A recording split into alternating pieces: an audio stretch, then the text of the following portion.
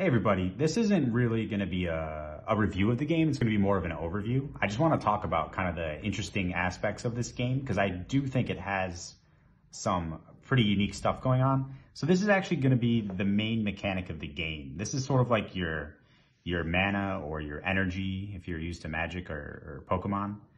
And basically how this works is it's almost like a tug of war type system. It kind of reminds me of like a modern board game or something like that.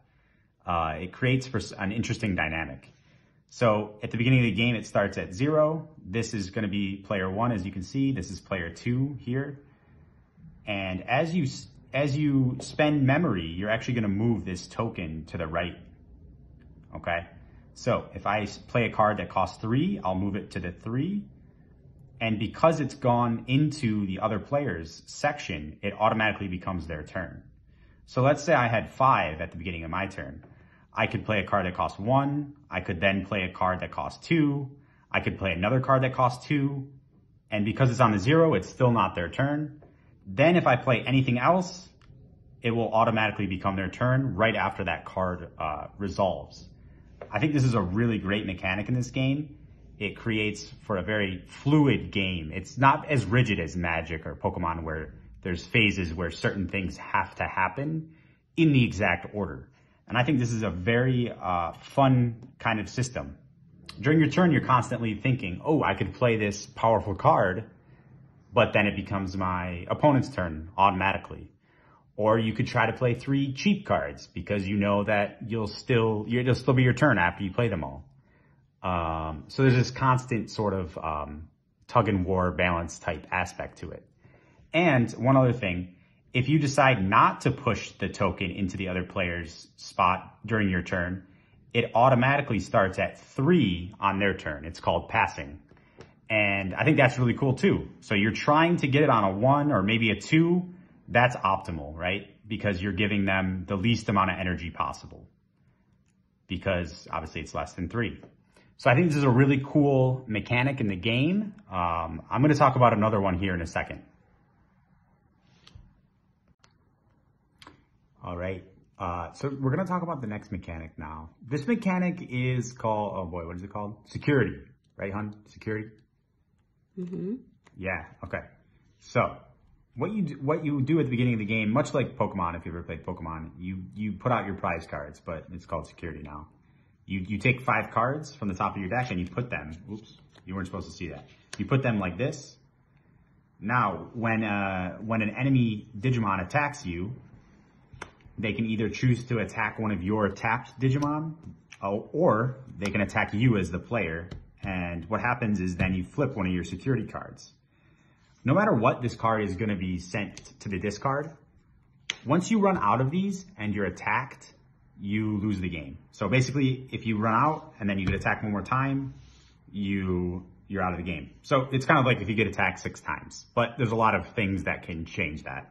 So let's pretend I get attacked. I flip this one. Now, in Pokemon, if this was a prize card, it would just go to your hand, right? The interesting thing about this game is you have to look at the card and read it. And depending on what it says, something might happen. So the bottom is usually the security area. But this is a Digimon. So what you do is when it's a Digimon, they just fight each other. So you look at the DP value, 6,000. Let me find a different Digimon. Let's say this one was attacking him. Whoever has the higher number wins. It's that simple. So this would just go to the trash. The security card would just get trashed. This card would survive because it has a greater DP value. Now, there's other cards that can be flipped from your security pile. So let's take a look at those. Here we have, it's basically a spell of the game. They're called options. So you see this little lock here? This is how you know this is the security ability. You read this text and then you complete it. So it says, all of your opponent's Digimon gain security attack -1. This Digimon checks 1 fewer security cards for the turn. So when they attack you or your security pile, what's happening now is you flip 1 less card. So unless the Digimon has some way to check 2 cards, this basically means for the rest of the turn, they won't be flipping any of your security cards. So this is kind of a cool effect. What else do we have here? This is a tamer. These are kind of like enchantments from Magic or what are the things called? Stadiums in Pokemon.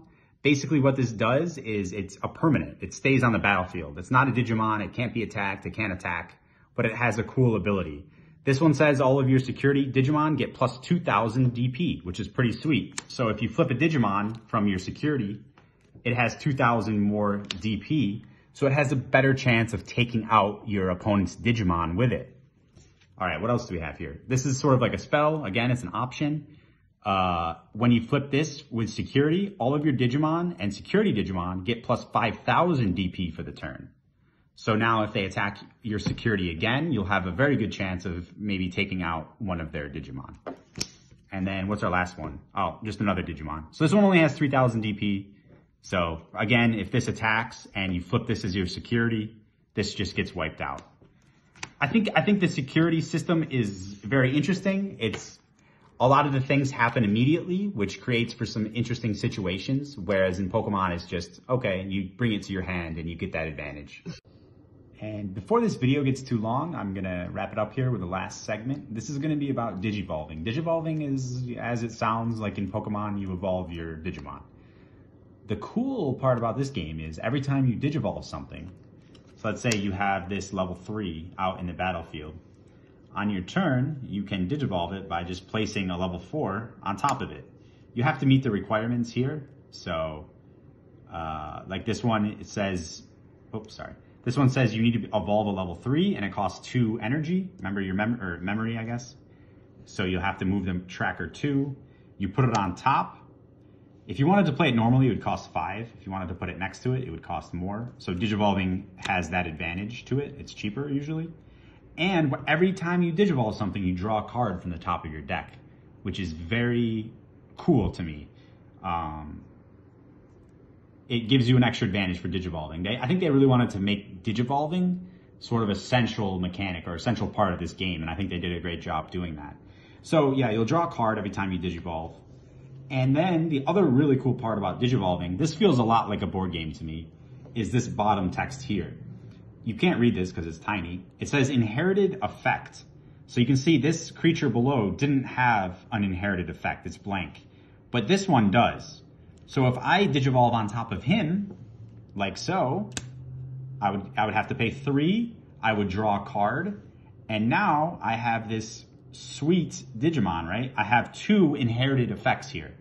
So it retains the old effect of the Digimon below. And I feel like it's a very interesting mechanic. You get to kind of build your own monstrosity of a Digimon and beat up your friends. So that's the last interesting part of the game I'm going to talk about. Obviously, there's some other stuff, but I really think these 3 main things are what sort of makes this game interesting to me. Remember the memory system, Digivolving, and what was the third one? Oh, the security checks. So I really think that those 3 things are worth talking about with this game. Anyway, I hope you enjoyed the video. Thank you so much for watching.